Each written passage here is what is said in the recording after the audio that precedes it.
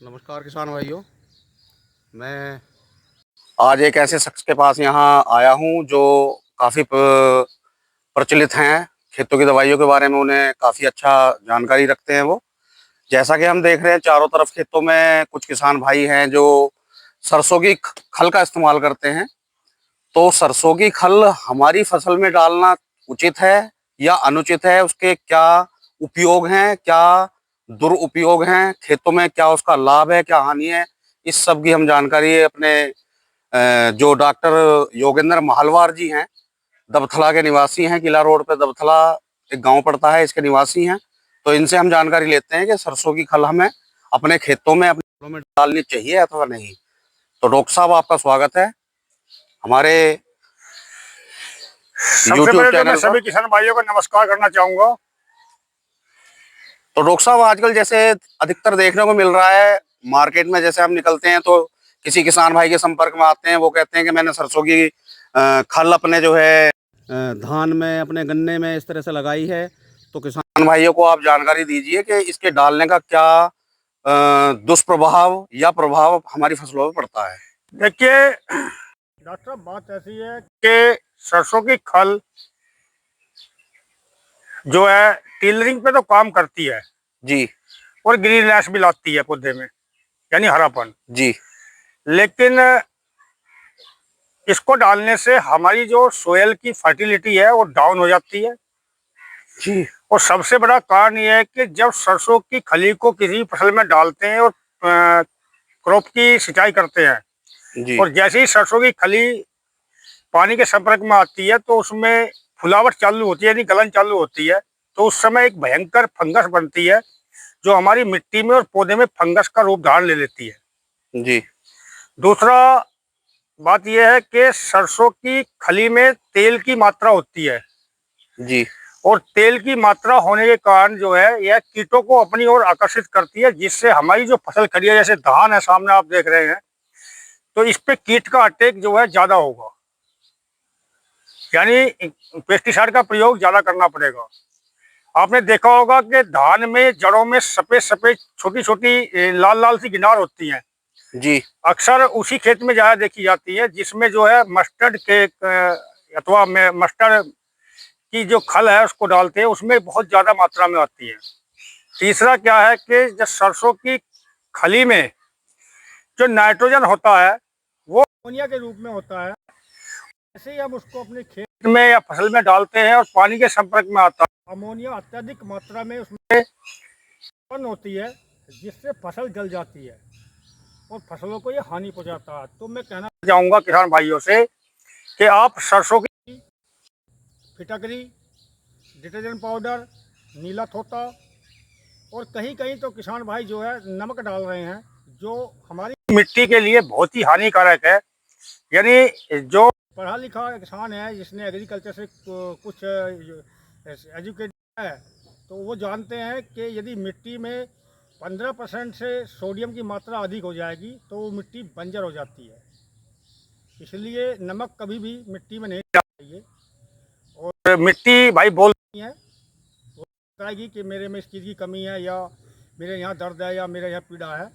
देखिए, मिट्टी में आप जो है पोषक तत्वों को संतुलित मात्रा में डालें।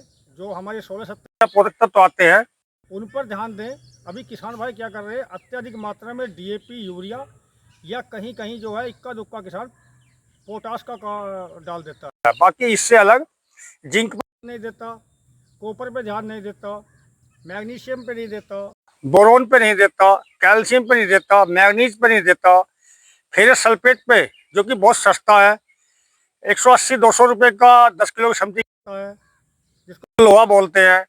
मोलिब्डेनम सबसे मोलिक्यूल्स है, लेकिन उसकी डोज भी इतनी कम है, 50 ग्राम प्रति एकड़ की डोज मोलिब्डेनम की होती है।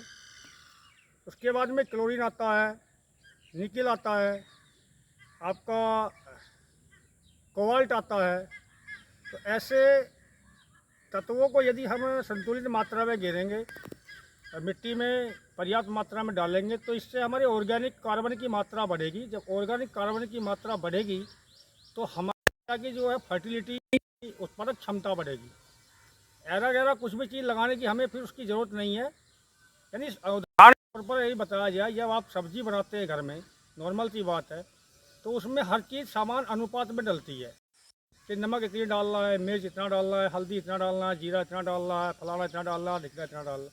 यदि उसमें एक भी रेशियो घट बढ़ जाएगा तो सब्जी का स्वाद बिगड़ जाता है। इसी प्रकार से हमारी मिट्टी का भी वही कार्य है। तो मैं किसान भाइयों से कहना चाहूँगा कि आप डीएपी की मात्रा को घटाइए और माइक्रोन्यूट्रिएंट की मात्रा को मिट्टी में बढ़ाइए। साथ में गहरी पर अवश्य ध्यान दें। यदि और कोई आपको करना हो तो डॉक्टर साहब आप पूछ सकते हैं।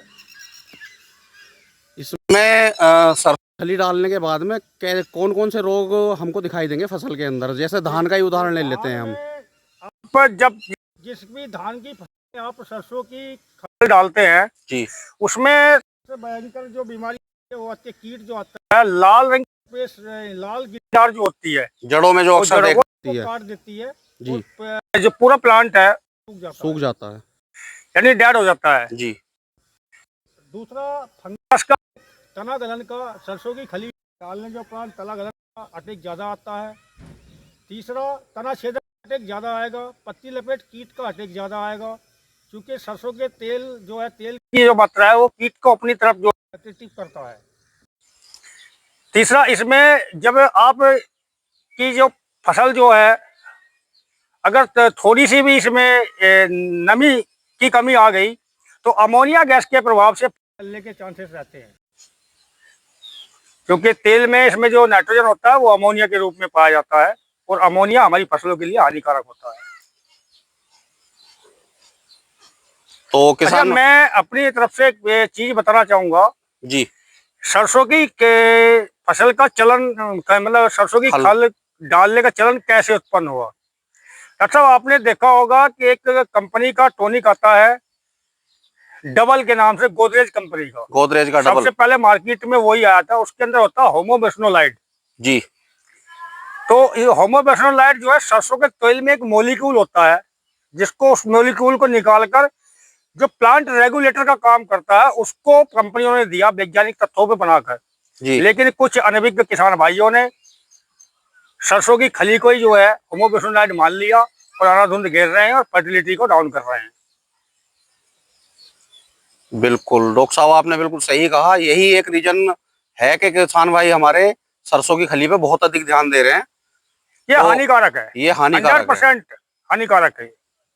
इसका दुष्प्रभाव जैसे हम मान लो इसमें धान की फसल में डाल रहे हैं, इसी फसल पे रहेगा या अगली फसल तक पहुंचेगा? नहीं, ये बढ़ता चला जाएगा, दर पीढ़ी बढ़ता चला जाएगा जी। जैसे कि नीला तोता है जी, नीला तोता को डिहाइड्रेशन करके जो है उसको कॉपर सल्फेट में बदला जाता है, कॉपर ऑक्सीक्लोराइड में बदला जाता है, कॉपर हाइड्रोक्साइड में बदला जाता है जी। लेकिन डायरेक्टली यदि आप नीला तोता इनके अंदर गिरेंगे तो 3 साल यदि आपने लगातार एक खेत में डाल दिया तो आपकी कोई ताकत नहीं जो उसमें आप फसल उत्पन्न कर सकते हैं। ये बंजर कर देता है भूमि, बंजर हो जाएगी भूमि हमारी। हाँ जी।